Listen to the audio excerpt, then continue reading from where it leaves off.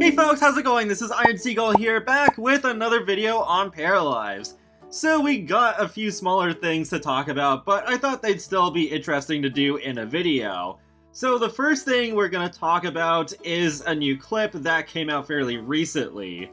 So Dakota asked over a year ago, apparently, my gosh, Paralives really dug deep for that quote retweet. But Dakota asked, is there going to be an option for different colored eyes? And Paralives says yes.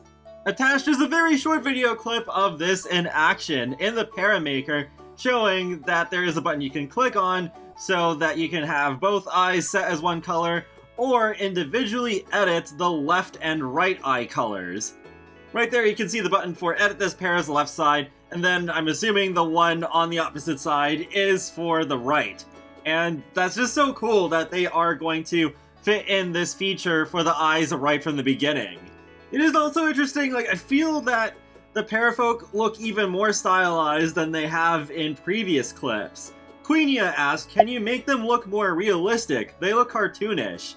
Paralives responded with, we aim for a drawing-like look, but we will also allow modding, and it will be possible to change all textures with mods shared through the Steam Workshop. So this is amazing news for those of you who are thinking about getting Paralives, but the art style is just not appealing to you. There's also a clip of Maggie wearing a scarecrow costume. No sound for this one, but yeah, pretty cute stuff. I mean, Maggie's always cute, let's be honest here, but yeah, just another cute little clip of a Parafolk and just rotating her around, and that's cool. Costumes confirmed, I guess, for whatever Paralives' version of Halloween is going to be called. On Paralives' website, there is a section where they talk about their development progress. I have gone over this in the past for much earlier months, so we're just going to focus on the more recent months, starting with July 2021. And that is kind of interesting. There's a new image with this thing about the monthly brainstorming for town activities. The Parafolk obviously are not finished in this screenshot, but it is still interesting to me just seeing what looks to be a park setup here. But for the progress, it says, created character animations for different emotions, worked on the wall moldings and wall trim system, worked on the musical direction of the game, made progress on the user interface of the Paramaker, added more body feature sliders in the Paramaker, create clothing items for the game, made various improvements and bug fixes in the build mode and the Paramaker, and the 7th public community brainstorming on town activities. Moving on to August of this year, we have a funny just compilation of screenshots on the left of just really bizarre things they've done with the Paramaker so far. They say they've added and improved some body slider features, fixed body and clothing issues when applying sliders, created character animations to be used in the Paramaker, added new skin textures and makeup, improved the various body type textures, added undo and redo support in the Paramaker. Yes, great. That is going to be super handy because I use that a lot in Create a Sim. Added features related to the body sliders, worked on the body slider user interface, made various improvements to the user interface of the modding tools, created a new music track for the game, worked on recruiting 2 more people on the team, and the 8th public community brainstorming was on clothing. Unfortunately, the music track is still locked for Patreon supporters only. Maybe that'll be public by the end of the year, that'd be cool. I'm still hoping for one more kind of big-ish reveal by the end of 2021. But yeah, I'm looking forward to hearing what that music will sound like, because I really like the music that was in the background of that really long building video.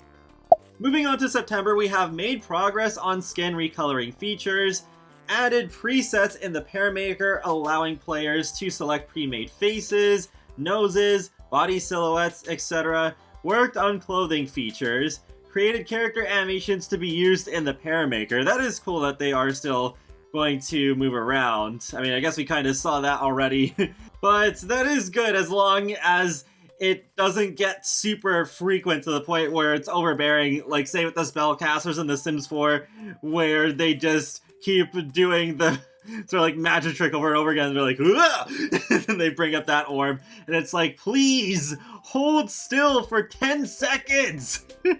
But yeah, hopefully it does not get to that point, but I trust the Paralives team. And then researched clothing items and hairstyles to add to the game, created facial and body hair, added features to create and delete parafolks, researched the musical and audio direction of the game, improved and added user interfaces in the Paramaker, worked on recruiting 2 more people to the team, and the 9th community brainstorming session was on weather and seasons. I'm pretty excited to see how those will turn out in the final game. We've already seen snippets of it, like we saw that Halloween clip with the wind, and then there was the graveyard with the thunderstorm, so that was already pretty cool looking in my opinion. Then in October we have Maggie as the Scarecrow again, worked on Parafolks poses and animations for the Paramaker, prototyped first language animations, integrated hair and dress physics, worked on the color wheel and recolorization of clothing, worked on thumbnails for clothing and characters, improved sliders' UI in the Paramaker, researched the environment's visual style, so okay, I guess they're working more on the world in this case, designed and tested spoken language ideas, and researched the type of music for each game mode, recruited a new 3D environment artist and a communications director, 10th public community brainstorming session on skills and hobbies, created a Halloween costume for Maggie, joined TikTok, and secrets. Interesting. Wonder what those secrets are all about.